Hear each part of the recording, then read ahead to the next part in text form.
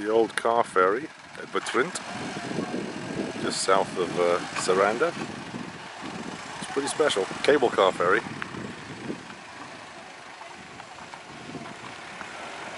I guess it gets about 4 cars on at a time.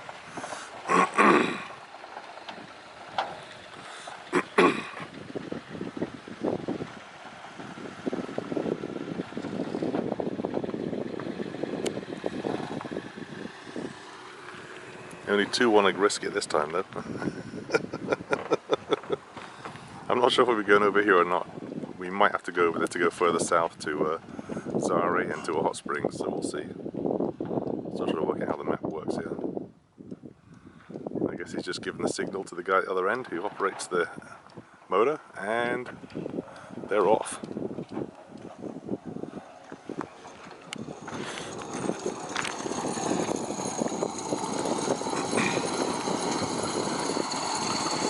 One big old cable pulley